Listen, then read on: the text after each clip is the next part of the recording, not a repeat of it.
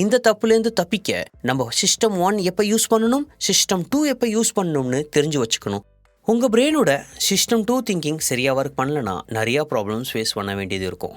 யார் எது சொன்னாலும் நம்ம ஸ்டார்ட் பண்ணிடுவீங்க, சுய புத்தி இல்லாமல் ஆக்ஷன் எடுப்பீங்க. உதாரணத்துக்கு பார்த்தீங்கன்னா, hello my dear brothers and sisters, welcome back to HINDSIGHT channel. நான் உங்கள் பிரபு ராமமூர்த்தி. 2+2 எவ்வளோன்னு கேட்டால் உங்களே அறியாமல் 4ன்னு சொல்லுவீங்க, கரெக்டாக? இது மாதிரி ஃபாஸ்ட்டாக திங்க் பண்ணி கொடுக்குறது system 1 thinking. System 1 gut feeling, இன்ட்யூஷன்னு கூட சொல்லலாம். இந்த சிஸ்டம் 1 திங்கிங் நம்மளை ஒருத்தரை பார்த்த உடனே அவர் நல்லவரா கெட்டவரா ஃபர்ஸ்ட் இம்ப்ரெஷனில் ஜட்ஜ் பண்ணும். இப்போது அந்த விஷயம் கரெக்டாக தப்பான்னு பேச வரல, ஆனால் சிஸ்டம் 1 திங்கிங் நிறைய நேரம் சின்ன சின்ன டிசிஷன்ஸ் எடுக்க உதவும், ஏன் உயிரை கூட காப்பாற்ற உதவும். உதாரணத்துக்கு, நீங்கள் வண்டி ஓட்டிக்கிட்டு இருக்கிறப்போ திடீர்னு ஒருத்தர் உங்கள் வண்டி முன்னாடி வராரு. உடனே நீங்கள் பிரேக் அடிப்பீங்க, இல்லைன்னா டர்ன் பண்ணிடுவீங்க. ஸோ இது மாதிரி சிஸ்டம் 1 திங்கிங் தான் நம்ம மேக்ஸிமம் டைம் யூஸ் பண்ணுவோம். ஆனால் நோபல் பிரைஸ் வின்னர், நம்ம புக்கோட author Daniel kahneman thinking fast and ஸ்லோவில் சிஸ்டம் 1 திங்கிங்கோட சேர்த்து சிஸ்டம் 2 திங்கிங் பற்றி வெலாவரியாக பேசியிருக்காரு. ஆக்சுவலி சிஸ்டம் 2 திங்கிங் கொஞ்சம் ஸ்லோ அண்ட் டீப்பாக யோசிக்கிற மாதிரி இருக்கும். உதாரணத்துக்கு, ரொம்ப டீப்பாக ஒரு ப்ராப்ளம் பற்றி யோசிக்கிறப்போ இல்லைனா புதுசாக ஒரு ஸ்கில் கற்றுக்கிறப்போ சிஸ்டம் 2 ஒர்க் ஆகும். ஆனால் இந்த திங்கிங் நம்மளை டயர்டாக ஆக்க சான்சஸ் இருக்குது. உதாரணத்துக்கு பார்த்தீங்கன்னா, 155 மல்டிப்ளை பை 285 எவ்வளோன்னு கேட்டு நான் உங்களுக்கு ஆன்சர் 50,000ன்னு சொன்னால் உடனே உங்கள் சிஸ்டம் 1 திங்கிங் என்ன தெரியுமா சொல்லும்? இவ்வளோ அதிகமாக இருக்க சான்சஸ் இல்லையே. அதே நேரத்தில் ஆன்சர் 500ன்னு சொன்னாலும் இவ்வளோ கம்மியாக இருக்க கூட சான்சஸ் இல்லை அப்படின்னு தான் நீங்கள் சொல்வீங்க. அது உங்கள் சிஸ்டம் 1 திங்கிங் சொல்கிறது. எக்ஸாக்ட் ஆன்சர் வேணும்னா நீங்கள் கேல்குலேட்டர் இல்லைனா பேப்பர் பென் எடுப்பீங்க, ஆன்சர் 44175ன்னு கேல்குலேட் பண்ணி சொல்வீங்க. இதான் சிஸ்டம் 2 திங்கிங்கோட வேலை. சிஸ்டம் 2க்கு ரொம்ப அட்டென்ஷன், ஃபோக்கஸ், எஃபோர்ட்ஸ் போட வேண்டியதாக இருக்கும். இன்னொரு பக்கம் சிஸ்டம் 1 இன்ஸ்டன்ட்லி திங்க் பண்ணுற வேலையை பார்க்கும். அதனால சில நேரம் தப்பான முடிவுகள் எடுக்க வாய்ப்பு இருக்குது. இதை தான் நெரேட்டிவ் பயாசஸ் அப்படின்னு சொல்லுவாங்க. இந்த தப்புலேருந்து தப்பிக்க நம்ம சிஸ்டம் 1 எப்போ யூஸ் பண்ணணும், சிஸ்டம் 2 எப்போ யூஸ் பண்ணணும்னு தெரிஞ்சு வச்சுக்கணும். ஆக்சுவலி பார்த்தீங்கன்னா, நம்ம மைண்டில் 1 and 2 அப்படின்னு தனித்தனியாக பிரெயினை ஆண்டவன் படைக்கலை. ஆனால் சயின்டிஃபிக்கலி அது எப்படி ஒர்க் பண்ணுதுன்னு புரிஞ்சுக்கிட்டா முக்கியமான டிசிஷன்ஸ் எடுக்க உதவும். சிஸ்டம் 2வை நீங்கள் சரியாக யூஸ் பண்ணலனா அது ரொம்பவே சோம்பேறியாக ஆயிரும். அதுக்கப்புறம் லாஜிக்கல் டிசிஷன்ஸ் எடுக்க முடியாது. உங்கள் பிரெயினோட சிஸ்டம் 2 திங்கிங் சரியாக ஒர்க் பண்ணலனா நிறைய ப்ராப்ளம்ஸ் ஃபேஸ் பண்ண வேண்டியதாக இருக்கும்.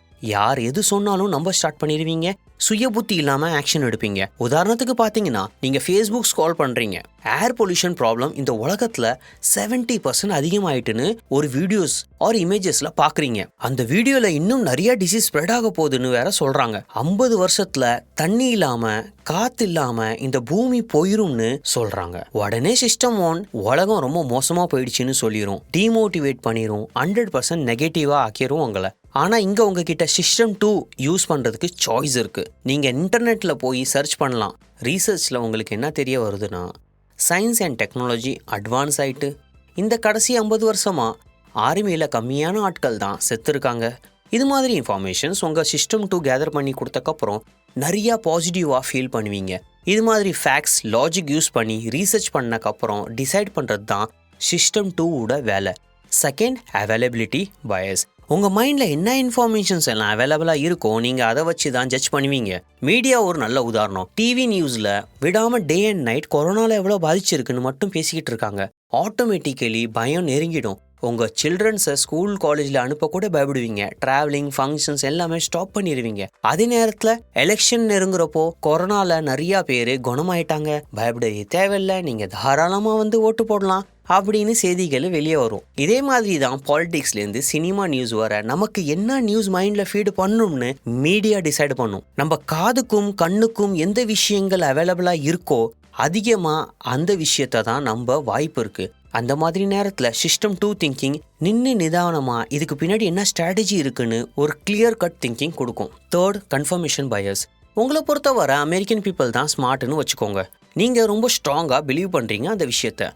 டிவி நியூஸில் அமெரிக்காவில் தான் அதிகம் பணக்காரங்க இருக்காங்க அப்படின்னு நியூஸ் வருது. அந்த நியூஸை பார்த்த உடனே சிஸ்டம் 1 அப்படியே நம்பிடும். ஏன்னா அந்த டிவி நியூஸில் வந்த விஷயமும் ஏற்கனவே நீங்கள் பிலீவ் பண்ணுற விஷயமும் ரெண்டுமே மேட்ச் ஆகுதுல. நீங்கள் ப்ராப்பராக சர்வே எடுத்து ரீசர்ச் பண்ணி ஆஃபிஷியல் வெப்சைட்டில் போய் பார்க்குறீங்க.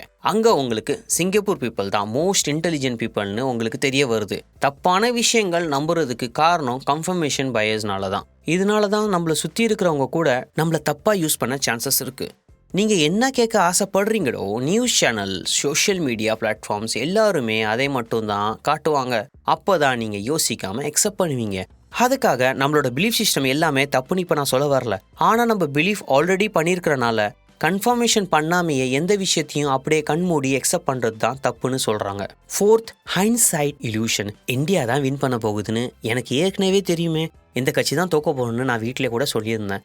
இந்த டைலாக்ஸ் எல்லாம் சொல்கிறதுக்கு எல்லா குரூப்லேயும் யாராவது ஒருத்தங்க இருப்பாங்க. இது மாதிரி ஆட்கள் பார்த்தீங்கன்னா எல்லாமே முடிஞ்சக்கப்புறம் தான் சொல்லுவாங்க.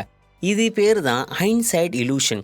ஒரு விஷயம் நடந்து முடிஞ்சக்கப்புறம் யார் வேணாலும் கான்ஃபிடென்ட்டாக சொல்லலாம். அதே மாதிரி ஃப்யூச்சரில் இப்படி தான் நடக்க போகுதுன்னு கான்ஃபிடென்ட்டாக சொல்லுவாங்க. அதுக்கு பின்னாடி கிளியர் ரீசனோ இல்லை லாஜிக்கோ இருக்காது. அது பேர் தான் hindsight illusion. 5th, confidence over doubt. Mostly நமக்கு டவுட் வந்தால் நெகட்டிவ், கான்ஃபிடென்ட்டாக இருந்தால் பாசிட்டிவ்.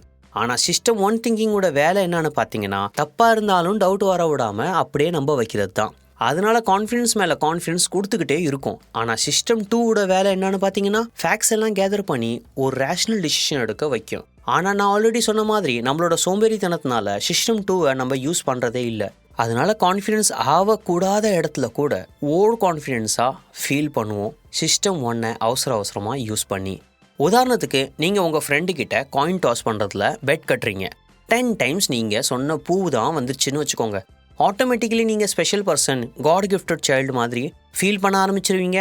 உங்களுக்குள்ளே அந்த தாட்டும் வந்துடும். நீங்கள் கான்ஃபிடென்ட்டாக ஆண்டவன் நீ வித்தியாசமாக படிச்சிருக்கான் அப்படின்னு ஃபீல் பண்ண ஸ்டார்ட் பண்ணிடுவீங்க. ஆனால் அது ஒரு ஜஸ்ட் கோஇன்சிடென்ஸ் ஆர் லக்கு மட்டும்தான் சொல்லலாம். நிறையா டைம் உங்கள் சிஸ்டம் 1 உங்களுக்கு கான்ஃபிடென்ஸ் தரும். ஆனால் சிஸ்டம் 2 யூஸ் பண்ணி கிளியர் கட் டெசிஷன் எடுக்கணும். அப்போ தான் நீங்கள் லாஜிக்கல் அண்ட் ரேஷ்னலாக இருக்க முடியும். ஃபைனலி இந்த வீடியோவை சம்மரைஸ் பண்ணி பார்க்கலாம். சிஸ்டம் 1 நிறையா டைம் நமக்கு யூஸ் ஆகும், ஃபாஸ்ட்டாக இருக்கும். ஆனால் எவ்ரி டைம் அது கரெக்டாக தான் யோசிக்குதுன்னு சொல்ல முடியாது. நிறையா தடவை மிஸ்டேக்ஸ் ஆக சான்சஸ் இருக்குது. சிஸ்டம் 2 கொஞ்சம் ஸ்லோவாக இருந்தாலும் லாஜிக் அண்ட் கிளியர் டிசிஷன் எடுக்கும். அதுக்கப்புறம் நம்ம பார்த்தது நெரேட்டிவ் ஃபேலன்சி. கொஞ்சம் ஃபேக்ட்ஸ் கிடைச்சா உடனே கண்மூடி நம்பிடுறோம். அதை வச்சு ஒரு ஸ்டோரி கிரியேட் பண்ணிடுறோம். அதுக்கப்புறம் நம்ம பார்த்தது அவைலபிலிட்டி பயஸ். எந்த விஷயம் அதிகமாக பார்க்குறோமோ அதை ஈஸிலி நம்பிடுறோம். கன்ஃபர்மேஷன் பயஸில் நம்ம பார்த்தது நீங்கள் ஸ்ட்ராங்காக பிலீவ் பண்ணுற விஷயம் அதை கன்ஃபார்ம் பண்ணுறதுக்கு கொஞ்சமாக ப்ரூஃப் கிடைச்சா கூட அந்த ப்ரூஃப் ரைட்டுன்னு 100% கன்ஃபார்ம் பண்ணிடுறோம். 4th நம்ம பார்த்தது ஹைண்ட்சைட் இல்யூஷன். நமக்குள்ள ஒரு இல்யூஷனை கிரியேட் பண்ணி சிஸ்டம் 1 நடந்தது, நடக்க போறது எல்லாமே கான்ஃபிடென்ட்டா எனக்கு தெரியும்னு நம்ப வைக்கிறது. லாஸ்டா நம்ம பார்த்தது கான்ஃபிடென்ட் ஓவர் டவுட். சிஸ்டம் 1 உங்களை அடிக்கடி கான்ஃபிடென்ட் கொடுத்து சோம்பேறியா ஆக்கும். ஆனா சிஸ்டம் 2 யூஸ் பண்ணி கிளியரா விஷயத்தை பார்க்க பழகிக்கோங்க. அதுக்கு பின்னாடி இருக்கிற லாஜிக்கை புரிஞ்சுக்கோங்க. இந்த புக்ல சொல்ல வரத ஒரே லைன்ல சமரைஸ் பண்ணோம்னா கண்ணால பார்க்கறதும் நம்பாத, காதால கேட்கறதும் நம்பாத, தீவிர விசாரிப்பதே மேல்.